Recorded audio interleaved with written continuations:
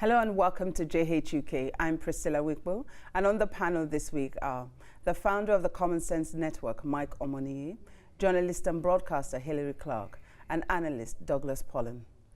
Well, ladies and gentlemen, welcome to the program. The UN's poverty expert, Philip Alston, has urged the British government to take action and try to tackle poverty. His report published last week found that the government's austerity measures destroyed lives and inflicted unnecessary misery on the poorest and most vulnerable members of our society. Let's take a look at what he had to say. Who are completely unable to cope. Go to a benefits office, go through the process of applying, succeed, and they're told, good, you've got nothing, you're really in desperate straits, go away, and maybe in 5 weeks, if you're lucky, although it might be 12, we'll give you some money. They're plunged into misery and despair. They're plunged into a circle of having to beg from family and community. And then DWP will say, no, no, no, but we could give you an advance. So they'll provide an advance if you're really desperate. That advance then needs to be paid off at the rate of 30% from each of your paychecks when they finally start arriving. So you are guaranteed that with a very small benefit amount, 30% of that is immediately taken off. And so it's really getting off to a great start and giving people a wonderful sense of the whole universal credit and DWP process. That should be changed immediately. Well, Hilary, Mike, and Douglas. First of all, the UK is the 5th biggest economy in the world. 14 million people in poverty. 1.5 million people are destitute. Now, when this report went out, I don't know what you all thought. When I saw the video, I certainly thought, ooh, Mike, what did you think? Well, it's not news to anybody that the UK has a massive issue with its priorities. If the UK wants to tackle poverty, it can. It just depends what it prioritizes. I mean, we can find money for EU divorce bills. We can find money for all sorts of things. But you know, housing people who are displaced from their house at Grenfell still hasn't been done yet. Tackling knife crime, as we're speaking about, still hasn't been done yet. And again, poverty is something that the country still fails to address. Joseph Rowntree Foundation have published countless reports now about the numbers of children, pensioners who are still going to be displaced because of poverty. I just don't think the government cares. I mean, Hilary, the government were very critical of this. We've had 10 years of austerity. Amber Rudd, you know, effectively she was just like, this is extraordinarily political, for one thing. When you saw the video of, you know, and heard the ongoings, what were your immediate thoughts? Well, I think it's absolutely, we have a massive poverty crisis in this country. And the fact that the UN has pointed it out shows something that I've thought for a long time, that poverty is no longer, you know, in developing countries and poor old Africa, and people like to think about that. It's here in Western countries as well, and we need to address it. And universal credit, I think, has been a universal disaster, you know, because it's putting the onus, the burden on the poor. It's saying, you know, it's that whole kind of losers, you know, it's your fault you're poor. Have you ever not had any money and then you have to wait 5 weeks when you finally get it? You owe absolutely everybody, and you're paying off debts, and you're like back in debt before you even start. And then to think that they're going to start charging 30%, you know, interest rates, it turns the government into a loan shark. Douglas, I don't know if you feel as strong as Hilary does, but Amber Rudd, our pensions, works and pensions minister, one of the words that she used, which I thought sounded somewhat defensive, was highly inappropriate. She said the report was highly inappropriate. Did you think it was highly inappropriate? To be honest, I mean, I think that's quite rich coming from her, because the UN produces reports about countries all over the world, and these reports are used to beat those countries up. So, yeah. I mean, why don't we accept the report as it's come? And why can't we reflect on it and see the massive problem it highlights? There's no need to deflect. I mean, 14 million, that's a big number.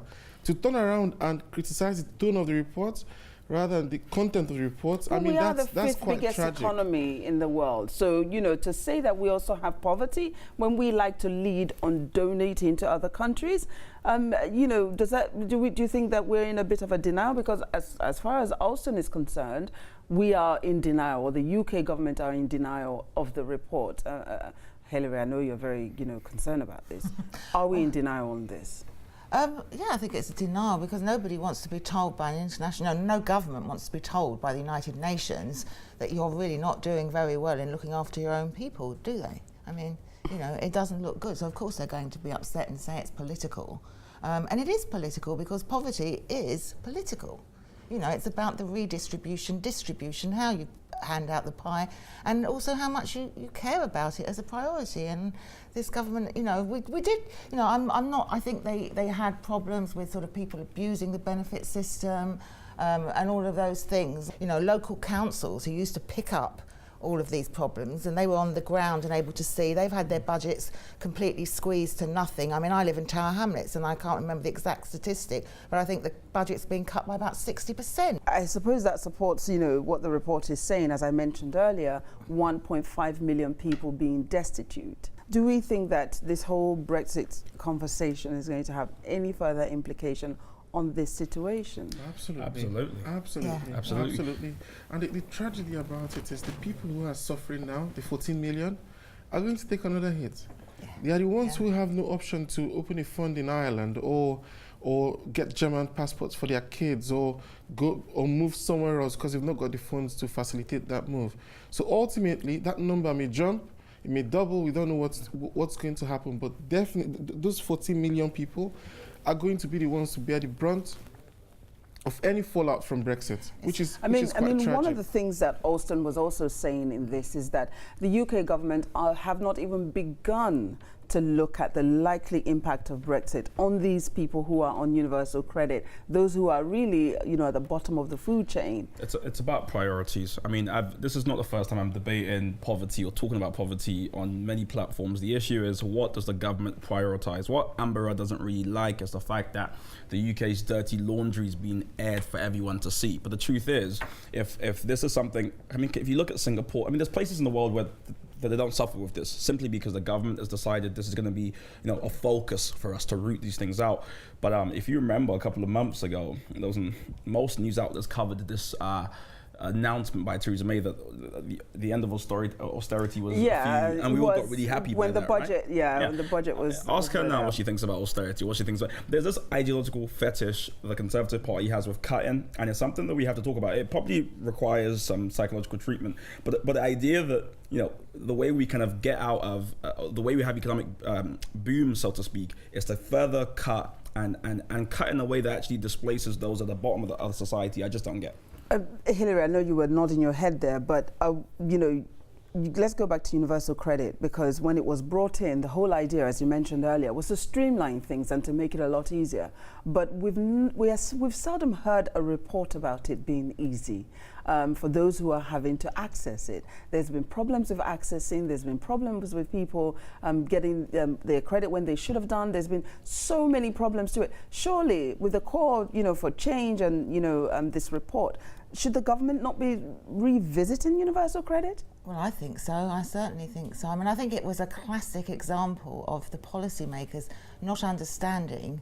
They didn't have a clue about the people they were making policies for. You know, people often struggle with poverty. There's many, many reasons for poverty, you know, and in this country, a lot of it has been to do, you know, massive rents, 0 hours contracts, it's the working poor, you know, people struggling, 2 people doing a job, they haven't got enough money to pay the bills, you know. Amazing. And we all know families like that. Anybody who's just sort of just normal does know people like that. They don't know. Then on top of that, you have people that are in poverty because they've got, you know, certain mental health issues. You know, you ask them to manage budgets. I mean, you know. I mean, one of the things that we saw, as you mentioned, mental health there, is that the disabled, for instance, were being subjected, you know, with the universal credit. They were, most of them experienced either no money, the services that they once, you know, had access to was no longer available, or they couldn't be paid, or they now had to be reassessed. And told they could go back to work when some of them physically couldn't actually do that. And this has been to me, it's been a gradual moral decline in a sense, because when you think about, when they first started food banks, my alarm bells went off, because I thought, food banks in this country, like giving out, tins of tomatoes. Back to the war days, in Britain, right? it's more than back to the war days. It's like there's no place for that in this country. If we have a problem of hunger in this country, in Britain, in the richest, well, not the richest, but the fifth richest. We need to call this out very, very quickly. I mean, I have spoken to GPs who are talking about children coming in malnourished in the United Kingdom. That is not acceptable. Wow. We do have to take a quick break for a moment, but we still have so much more to discuss. So please join us in a moment. We'll be right back.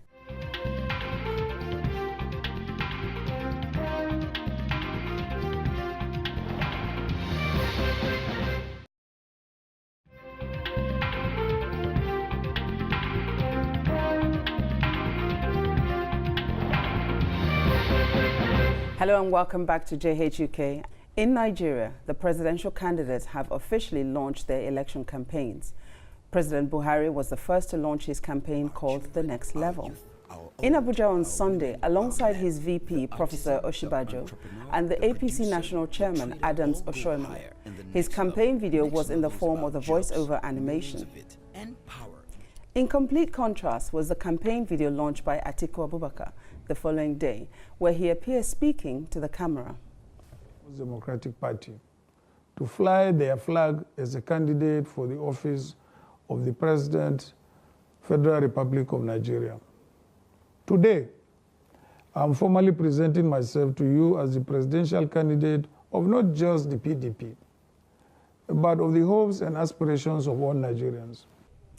So first up is 2018. We get more and more sophisticated with our campaign videos. What did you think, Douglas, seeing the two different videos? To be honest, I mean, what I felt was heartbreak, to be honest. Heartbreak? Deep heartbreak. Okay. Really deep heartbreak. Really, Right. Deep. Why that is because you see a country with Nigeria with so much potential, and the subjects that are being discussed are horrible. I mean, the points of the campaign, these were things that the West did 100 years ago. Nigeria has so much potential. But one of the campaign was, obviously using new technology. There was a whole cartoon, sort of saying, well, we've done this, we're going to do more of this. And then obviously it's his first time running as a candidate. You see, and he says, I'm presenting myself. I mean, how did you see that, Mike? I'm very libertarian. So for me, it's kind of like, imagine having a house that has a foundation issue and someone says, I'll repaint it and I'll sort out the, it's like, okay, that's all nice. However, what about the foundation? And my issue of these things are, I remember watching the first one, it was just promising lots of jobs and jobs here. Every election, everyone promises jobs, so that's not new. What about policing? Nigeria is grossly under-policed, and we don't seem to hear about that often. What about kind of infrastructure? Nigeria is like heavily there's underinvestment in infrastructure. That's not talked about. Instead, there's this kind of weird new age technology stuff, which is, again, painting the house but not dealing with the root issue. So for me, it misses the whole point. Hillary, I mean, how do you think they were getting their messages across? Do you think that they were getting their messages, would you think it was easier on the eye with a cartoon or just that human presentation? I didn't like either. Okay. I mean, I think as given sort of some of the talent in Nigeria in terms of Nollywood and broadcasting and creativity, they could have found a better advert, both of them, for their policies. And then, I completely agree with Mike. I mean, they're not focusing on the big issues. And if they just pick just one or two, like the infrastructure issue is huge, the police force and crime and corruption is huge, But in their respective manifestos, obviously they can't put everything out. But I think that in their respective manifestos, there is a mention. I do know that for the next level, for instance, they speak more about connecting the country more with trains, infrastructure. And I know that in the one by the opposition party, they speak about the fact that they are going to deal with the police situation. They do mention it in there. So, Douglas, I mean, I know that you're not particularly happy about this, but do you think that they got their message across? They will get their messages across with these videos the way it's gone out? All we want to see is the realization of these campaign promises. Yeah. Don't do any campaign video. Just come in there and do what needs to be done. Okay. That's all. No one cares how fancy the campaign videos are. It doesn't matter to the average Nigerian who can't eat or who lives on less than $1 a day. They don't care. Okay, They want food so their on table. that note, there were some issues. There's been some controversies about, then there's an allegation of plagiarism on the part of the current administration and their next level campaign, or shall I say, using that word and the logo. Is this the tip of the iceberg? Do you think that this has gotten to the point where the public are, going to have some kind of reaction? I hate to be that guy. I mean, I want to pull up a seat next to Douglas because we are the same. Like, we agree. I'm not a cynic. I don't mean to be between you. I don't mean to be a cynical, but my issue is, corruption, Nigeria, unfortunately, the past few years, they're synonymous, aren't they? And the issue is, there is no, as Harry said, there's no kind of concerted effort to say, how are we going to root out this systematic thing? Because what we see with this campaign is sort of smoke and mirrors. And I think, so I'm a young Nigerian, right? I'm a millennial.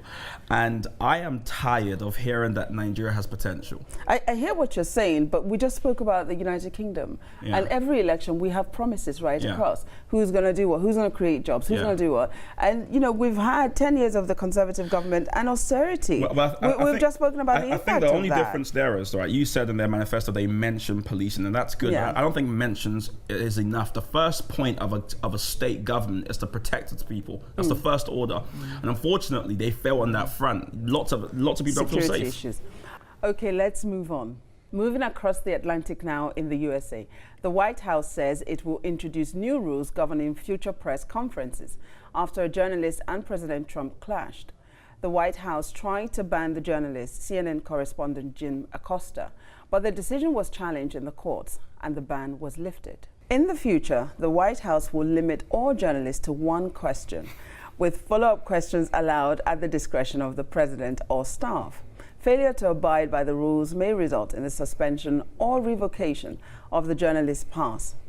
What do you all think about this? Hillary, I see you like, you're just like ready, you want to go. What did you think of that first of all, I altercation have when you to- saw it? I do have a small interest. I sometimes work for CNN, so I have watched this, and they've been excellent. Christian Amanpour was the first one to call out some of Trump's tactics in terms of trying to suppress the free press, and this is just the latest example.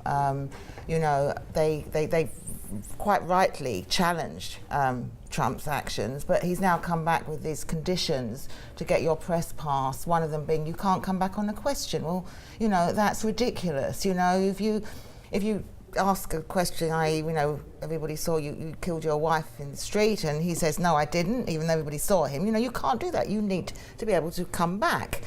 Politicians will always try and dodge questions, and journalists need to be able to. Trump his use of language is quite interesting. One of the things he said was Jim Acosta was rude. He said he was a very terrible person.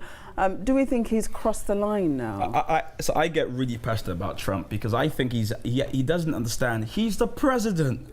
I don't think he gets that yet, which means all the chips are in his hand. He has the power, right? So what you have typically, the way democracy was designed, and I don't think he's looked at this ever. I don't think he's read ever.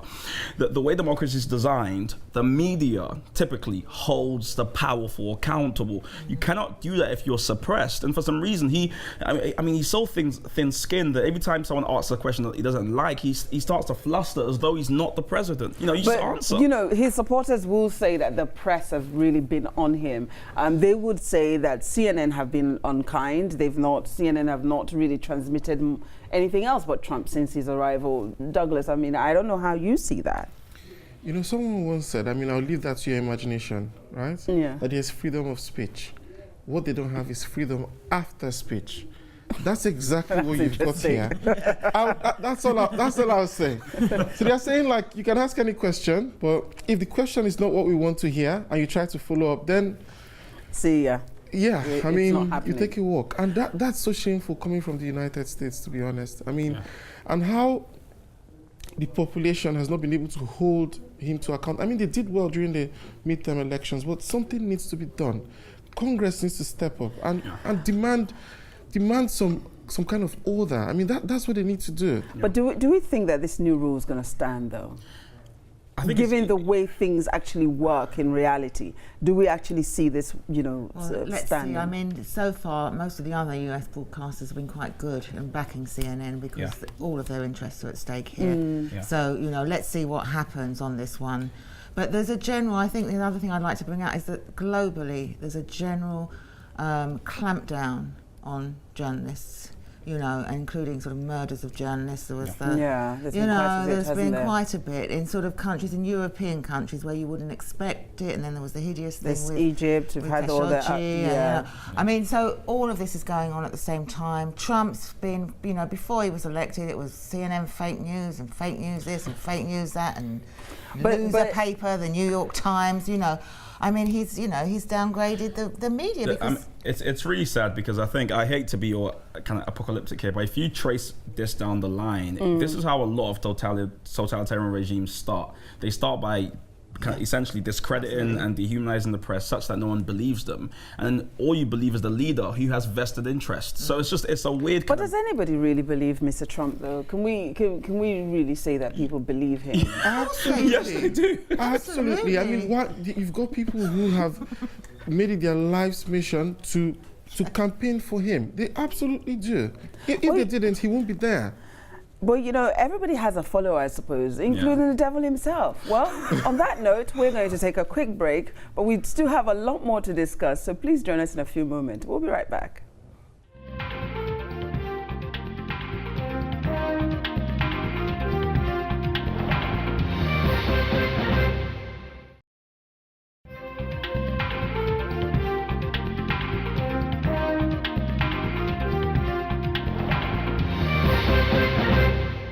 Hello and welcome back to JHUK. So, back to base. The British Prime Minister Theresa May returns to Brussels on Saturday for last-minute talks on the UK's plan to leave the EU. She's under pressure from her cabinet not to give way, but Gibraltar and fishing rights remain stumbling blocks ahead of the summit of the European leaders on Sunday. Well, it's been drama after drama after drama since 2016. We are at the height of the drama at the moment, I dare say. We've seen resignations after resignations, almost like dominoes falling. Do you think that they will finalize this agreement by Sunday, given all that we have seen and all the backward and forwarding, as I've mentioned, Hillary? Where do you see us on Sunday? Even if they come away with a deal, and I'm fed up with that word because all we hear about is a deal. What does that mean? But if they come away with some agreement on the so-called orderly departure of Britain from the European Union, or some agreement that we don't actually really leave, but we leave, in parts because we can't leave, or whatever, once we've left, that's when the hard work will begin, because we're going to have to renegotiate all the trade agreements on absolutely everything, from audio-visual rights to environment to... But with who, though? Well, with the European Union. We'll be an independent trading partner. Each one of those trade agreements will then, and I know about trade because I've covered trade reporting, it can take months and years. But then wouldn't it be easier, considering that we were part of the bloc in the first place, and therefore we've had to, for instance, had things made to the same specifications. It will only be about the tariffs. That's, Mike, the way you're looking at me like I'm speaking strangely. Will it not be? Each parliament, although this agreement it will have to be approved by the European Council, which is the governments, right, and by the European Parliament, which can't amend it. It can either agree it en masse, agree the deal or not. The trade agreements afterwards will have to be agreed by each parliament, and everyone will have a gripe. Poland will be worried about their potatoes, and Spain will be worried about olive oil quotas. Oh, so you're saying that it's not as simple as having all of them agreeing within, just that EU bloc as we thought? Negotiations can take years. you never know what's going to jump out at you. I mean, I remember when they negotiated, this was an international agreement, not just the EU, but the World Trade Organization.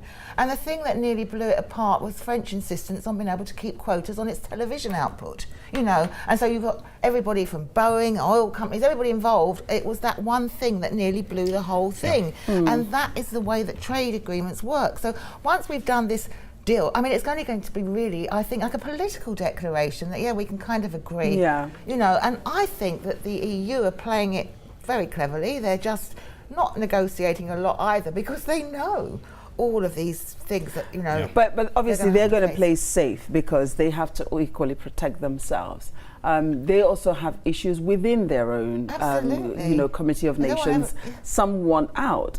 Mike, I mean, how do you see all of this? So I've been one of Theresa May's biggest critics for a long time. I've done press everywhere talking about how she's not doing a good job. Has she won you over yet? However, no. So what I want to do actually for a lot of people, because I'm speaking to people on the ground about Brexit. So I used to work in Brexit for about in Europe for about 18 months. I've studied it extensively. A lot of people don't actually understand how it works. So to the average guy on the road, so to speak, I'll narrate very quickly a kind of the best case scenario is that on the 25th it's approved, comes back to the to Parliament for a vote in December. Again, it's approved. Early 29, the EU has to agree, and then it comes back, and then the European Parliament has to agree. European Council has to agree. At least 65% of the population has to be kind of made for it to agree. Okay. And if that all works, 29th we'll leave. Now, anyone who knows about politics, I've just spoke to you about essentially 6-7 moving parts. Yeah. If you think somehow all that's gonna work out, and on the 29th of March 2019 we're gonna leave, and in 2020 everyone will be happy, that's just not going to happen. So there I go back to my old self, is I don't think she's got a clue what she's doing. I don't think all these different moving parts are going to go the way she wants us to go, and I think she's in for a surprise, especially in December when the Parliament votes on this. So, Douglas, what would you say then? Would you say a no deal is better than a bad deal? Any deal outside leaving the EU is a bad deal. That's all I'll say. Because at the end of the day, we can't be outside the club and enjoy all the benefits. The But EU we're is going to British. make sure we don't. It's just simple as, and if we think the EU has been difficult now, you just wait until we leave. And you've got a population of about 400 million people, one of the biggest the biggest blocks in the world, and you with a population of 60 million people sitting across the table from them. I mean, they're actually hiding how sharp their teeth are at the moment. Yeah. When it comes to the trade talks, then they have a lot of the cards. Then they'll start pulling their weight around, because then you're not a member anymore. You've left. The worst has happened. They've got really But they've got then nothing to lose. surely I understand that, and naturally they would want to do that because obviously, you know, you were once a member of the club, you're going. But surely they would want to do this equally in a manner so as not to make their own selves uncomfortable, because there are agitations within. You know, we know that Hungary, we know that Greece, we know that, you know, there's been issues with Spain and all of that. We have these teething problems that are going on at the moment concerning leaving. So surely, in as much as you would, you know, the EU sees an opportunity now, would they really take that, do you think, Hillary, to, you know, put the knife into the UK? I don't think they As it deliberately were. will want to put the knife into the UK, but, you know, it's going to cause them a lot of stress as well, because they've got to, you know, they're already doing it, you know, tariffs and, what if, you know, if borders go up in Rotterdam and, you know, and all the ports, you know, in France, you know, they've got to deal with this, and they don't know either what they've actually are going to be dealing with until we know what kind of agreement is going to happen. But, you know, to crash out of the EU with no agreement whatsoever will cause, I believe, tremendous hardship in this country. You know, we don't even have the fridge storage capacity to store up the food we're going to need. Food prices will soar. We talked about poverty in this country earlier. It's going to get worse. The poor will always be the ones that pay first. The rich can always find food. We know that. But, you know, the social unrest, the problems down the line that this could cause, you know, I mean, you paint a gloom and doom picture. I do see it. I do see it like that. But just very quickly, although time doesn't permit me, but just very quickly, Do we think that the people's vote is going to creep in at some point, Yeah, Mike? that's the one thing I was going to say. Everyone always says it's either no deal or a bad deal or whatever. That's not our only choices. We can have a referendum if a people's vote, so it's been branded, clever branded in that. If the vote fails on in December in Parliament, then they still get 21 days to renegotiate, so you can still renegotiate. The 585-page document they released has a clause in it to say that we can extend, although we have to pay, we can extend. So there's lots of different things that can happen here. We shouldn't get Well, on a bit of a happier note now, Olivette Otelli has broken down the glass ceiling by becoming the UK's first black female history professor. Born in Cameroon, she's a historian of transnational colonial history and is due to publish a book on African Europeans. She says she hopes she won't be the only black female history professor for long. But since there's only one other black history professor in this country, and he's male, she might be for a while. Her forthcoming book is about impacting Africans. It's about the impact that Africans have had on European history. So she says also that there are a lot of people that have doctorates. Yeah. It's not that there aren't people that, that can become, but she's still fearful that she may be the only one for quite a while. It's about, so for me, my big kind of push is to get a critical mass of black people in any kind of any facet of society, so to speak. And in academia, we're woefully underrepresented for lots of different reasons. One is the pay isn't so good. If you've got a family in Africa you're trying to send money back to, it doesn't work for that. Is that good? So should the UK be responsible for that just because you have extended family? I can't accept that, Mike. Sorry. No, Douglas, you're itching to say something. That's just not acceptable. I'd say it's a very good step in the right direction, and what I hope would happen is what she's achieved would motivate more women, especially African women, to aspire to what she's achieved and try to achieve it themselves.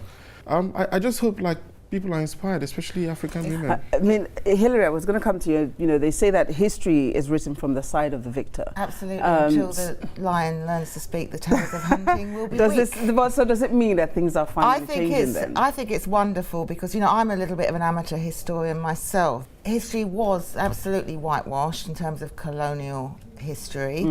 But there's plenty of clues and there's plenty of stuff that didn't get out, that need to come out. I mean, just to be taught even in the classrooms with amongst 5-year-olds and 7-year-olds. So are we likely to see more? Well, I think it's a start. Professors? It's a good start. Let's hope we do. It obviously will arouse more interest. I mean, at the moment we just have, I'm sick of Black History Week actually because you always get the same old stuff come out, and hopefully we'll get, a better take on it, and also it's a woman's take on it as well because women are kept out of history. They're not talked about. The whole colonial thing can be re-looked at. On that note, I wish we could go on, but we do need to take a quick break. We have so much more to discuss when we come back, so stay with us. We'll be right back.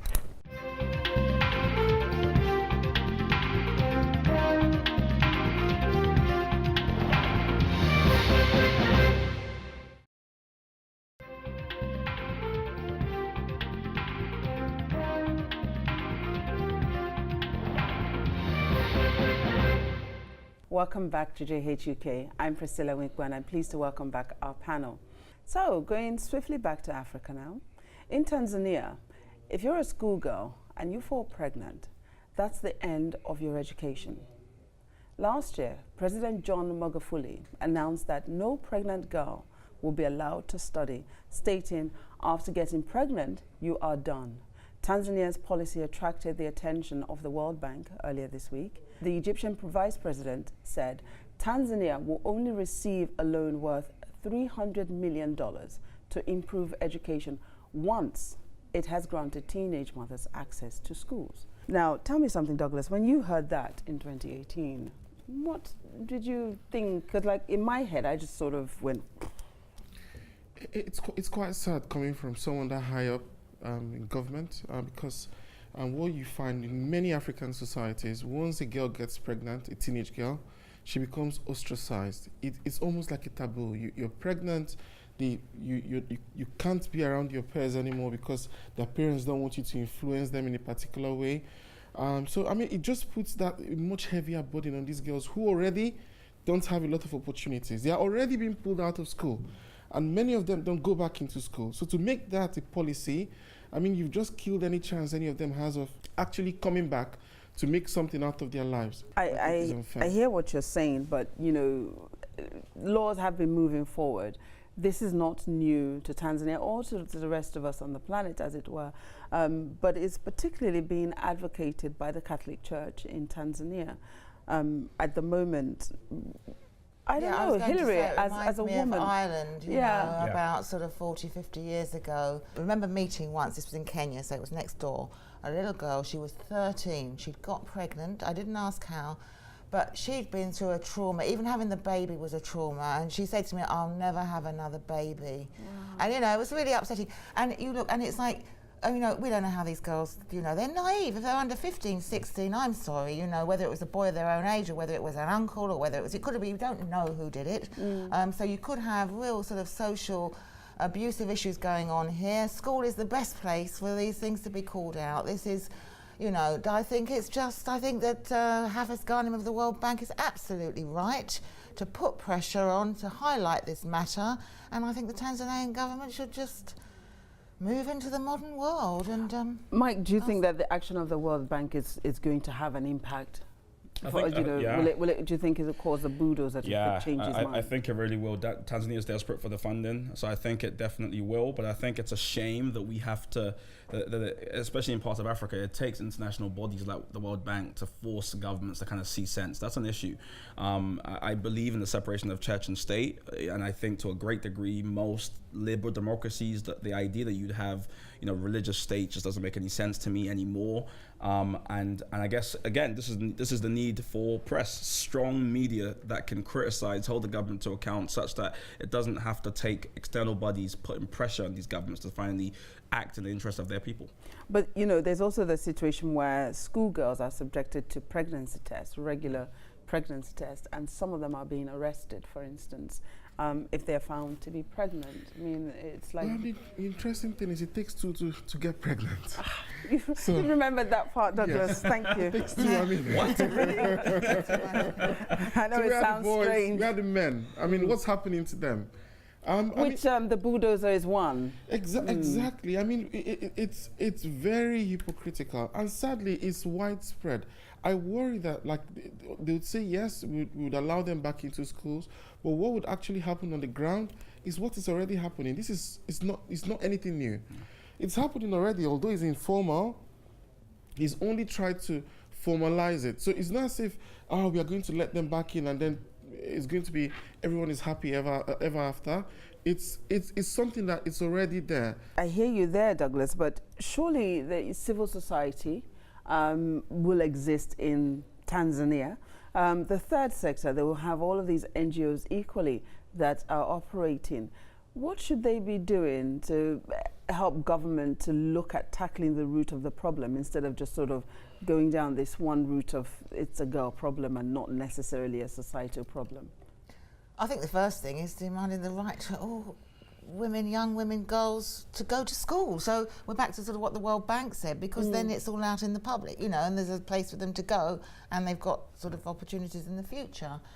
So I think let's hope that civil society does call this one out. And, you know, and then it's just back to sort of the basic, you know, young girls, sex education, you know, and how do you say no? Well. A lot of girls are sweet and shy and they just don't know how to say no, you know, and I'm really, really sorry, and that's the way it is in many parts of the world. Well, I don't know what the educational system is like in Tanzania, but I do know that, you know, for some children, they are brought up and they're virtually a recluse. Some of these things are kept away from them and they're not clued up on it. And if somebody don't tell you that, look, this is what it means, expect this and so on, you know, you won't really know until you fall prey. It's education for, I mean, you kind of alluded to it there. This is not a women's issue or kind of like women to band together and like fight the government, so to speak. It's everyone, young boys, young girls, men and women need to all think.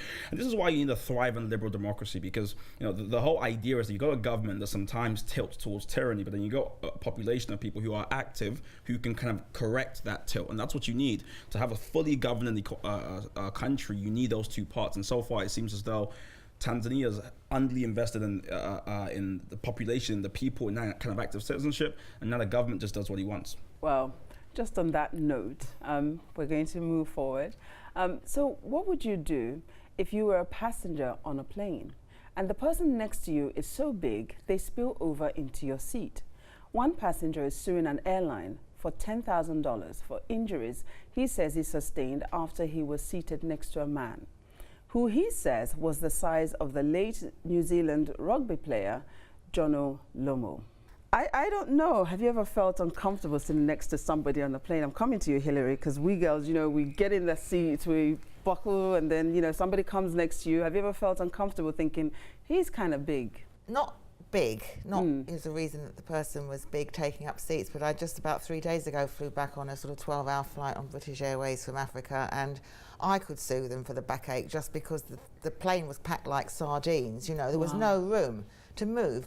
And I think the problem with this is that airlines do that. They sell every single seat. They should always keep 2 or 3 or 4 seats in reserve, and they can diplomatically say, okay, here you are, sir, if you could sit here, if you don't mind, and that's it, you know, end of story. But they don't, and so there's absolutely every inch is taken up. And so obviously when things and situations like this arise, you know. So you're suggesting, much like we keep seats for families, we keep seats, you know, because on the aircraft there are certain seats that children sit on, families will sit on, there are specific people that sit along the aisles and so on. All of that's done. We may not know it, but it's all done. Are you suggesting then, because yeah, in I mean, order, you could be a heavily pregnant woman, yeah, or you could but in order have to, suffered from thrombosis in the past and need to, there should be a little bit of flex. They should leave a little bit of space. but how do we do that? Because everything is technology now. Do you now have to say, well, you know, please note I'm slightly larger, because, you know, you choose your seat before you get there,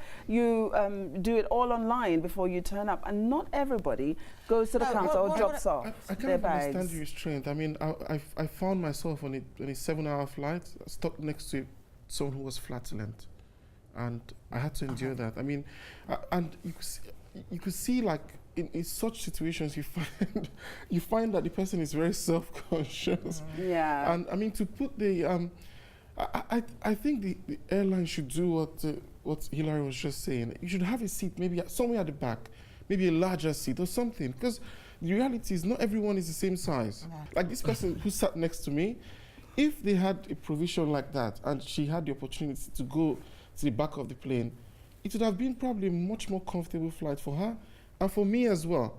I mean, I didn't say anything. I didn't complain. But then airlines will say, do that. airlines will say that's why we have business class seats. Yeah. And airlines are also, what they're doing now, I mean, it's changed, hasn't it? The way we used to travel once upon a time. Now we've got, we're removing leg room so that we can have more chairs in, more seating. We're also, as I said already, you do everything online before you get there. So, but then they would say, well, we do have the business class seats. Well, you can buy that and be more comfortable. Yeah, I've never had this For problem. 'cause either party. I only ever fly first class, so I've never. Oh, wow. So let me move on to everybody else. I don't think that's realistic. That's not realistic for most people, because, you know, you can get a 500 quid return flight, but it'll be £5,000 if you go business class. I mean, it's, you know, it's price. It's prohibitive for most people. So when we find ourselves in this situation, how do we treat one another? Because I think that's the most important part. With compassion. With Yeah, that's compassion. hard, yeah. I think one thing, as a libertarian, I get a bit wary of consumer complaints because people demand cheap prices. Everyone wants a dirt cheap price. I agree But with then you that. also want, you know, first class kind of luxury. You can't get both. I wish we could continue with this conversation, but it will appear that that's all we have time for on this edition of JHUK. Don't forget to join us at Real JHUK on Facebook, Twitter, Instagram. And thank you to my guests today. Thank you all for being here.